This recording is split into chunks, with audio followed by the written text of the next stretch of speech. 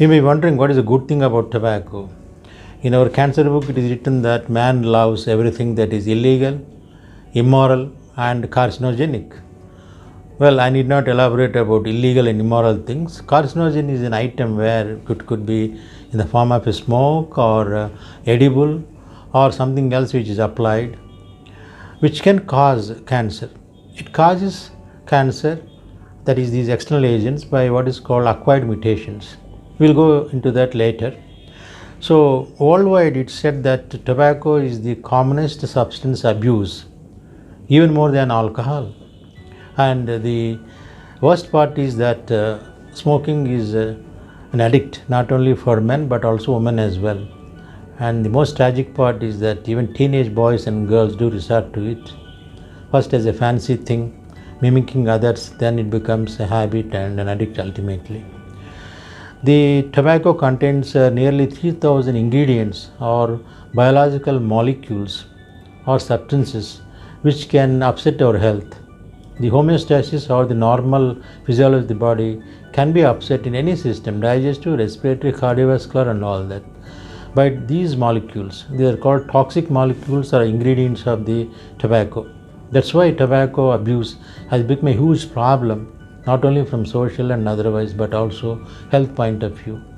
Millions do use tobacco and billions of dollars go into treating these ailments acquired through tobacco, substance abuse, and also the death rate is also quite panicking at times because of tobacco indirectly by causing certain diseases. Well, it is said that 28% of the population globally, about 18% of population in India are tobacco addicts. Tobacco addiction is measured in pack years and all that. So roughly speaking, a guy who smokes about a packet of cigarette pack, that is about say 20 in it, and is the one pack year it is calculated on those lines. Now having said that there are so many ingredients which cause ill health, there are two kinds of illnesses caused by tobacco use. One is the benign conditions, the other is the cancer or malignant conditions. Benign conditions can be right from the nose till the bowel end. What I mean to say is allergic rhinitis, that is sneezing and allergic disorders because of tobacco smoke, not only the smoker but also the passive smoker who inhales the smoke, and also the throat ailments like sore throat and all that. Then comes stomach upset like gastritis. Not to speak about lung problems, the huge number of lung problems we encounter in the septic wards and sepsis and intensive care units because of respiratory failure, including COPD, is mostly tobacco induced. Guy smokes cigarettes, uses tobacco in any form for years together, then he lands up with rigid bronchi and then rigid airways, leading to pneumonia like picture. At the end, the respiratory reserve comes down to such a low level that simple infection of the lung also takes him off or her from this world. So such is the dreadful thing about tobacco as far as non-cancer lung diseases are concerned, lung failure in short. Secondly, the heart, not to speak about. Heart attack is so common. Commonest factor as measured by SIMS and others measuring criteria being that smoking is one of the, or the tobacco is one of the potential factors which causes less blood supply to the heart. Adding fuel to fire with the present lifestyle, obesity, sedentary, metabolic syndrome and the tension and all that put together is coupled because of tobacco use, and that's why you find 40-year-olds also suffering from heart attacks or myocardial infarction. 60 was the dangerous age in the olden days, but now 40 I guess is the dangerous age, 40 to 60 for heart attacks. We see young people dying suddenly without any help being rendered, no time being given even for doing something to salvage the heart because of tobacco-induced CAD, coronary artery disease. Then comes to the malignant or cancer problems, starting from lips, cheek, tongue, and the back of the tongue called gullet or pharynx. Upper aerodigestive tract is definitely involved, induced and promoted, that is cancer problems because of tobacco. There is no doubt in it. So smoking is one of the potential carcinogens or a substance which causes subtle changes in the cell DNA. The cells divide, but they look alike like parent cells, that's apparent. There is some change in the genetic or nuclear status of the cell, the DNA, that causes useless division of the cells. So cell division is apparently at risk because of the tobacco induced mutations or changes in the nucleus. So having said this, all these cancers starting from throat, as I mentioned, food pipe, esophagus, not to speak about lung cancer, which is the commonest cause of killer even among women in some of the countries in the Western world, and also men. Then about the digestive tract, like cancer of the stomach, large intestine, pancreas, liver, all are attributed to partly or wholly to tobacco smoke. So large bowel is also one of the victims or the areas where the cancer develops, tobacco induced cancers.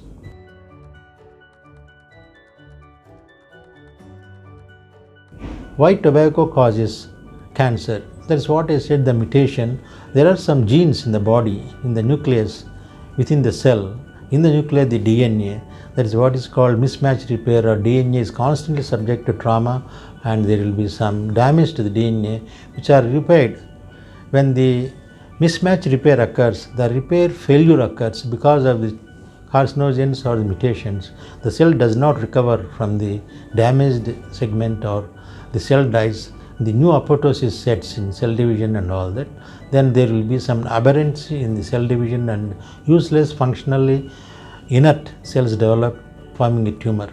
So P52 is one factor. What we say, the good cancer gene which suppresses cancer is downstaged, and the proactive or oncogenes are upgraded because of the tobacco and the ingredients in that, nicotine and others. This is how the cells become abnormal or cancerous, and there is a lot to add to this, which is not the time and the platform to discuss that, the pathogenesis of cancer.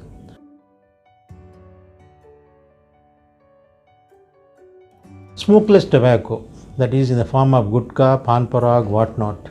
So the cud which is kept in the cheek causes friction, irritation, then what is called dysplasia, and then anaplasia. So many changes occur in the inner lining of the throat called the mucous membrane, where an ulcer develops, non-healing, and the guy is not even aware of it because it's painless, and he cannot do away with the tobacco. He is used to that. Smokeless tobacco is equally or more dangerous in certain parts of the world, to account for more of throat cancers, which ultimately mutilate the patient, and functionally also, in spite of best line of treatment, he may not recover his usual status if the disease is already progressed. So lack of mouth opening, non-healing ulcer in any smokeless tobacco addict should be an alert, a warning that he should see the doctor immediately, see what's wrong with the cheek or the tongue before it becomes too late.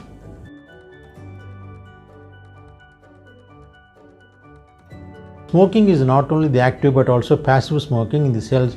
You and me, when we are around and somebody is smoking in our company constantly, like the father and the kids in the house, or the family members, kin and kith, friends, when we inhale tobacco smoke, we also suffer from various ailments. In one study, astonishingly, shockingly, 3,000 cases are recorded of lung cancer. All were non-smokers, but all were passive smokers in the sense they were exposed to tobacco smoke. Tobacco being burnt or cigarettes being burned by others in their company. So smoking has to be not only discouraged but distanced.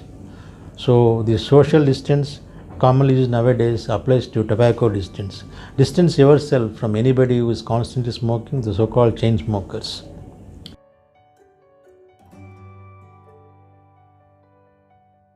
Coming to the main issue which interests you, how to get over this habit.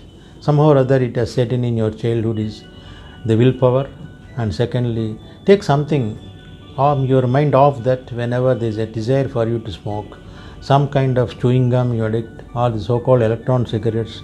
Then there is what is called non-tobacco cigarettes.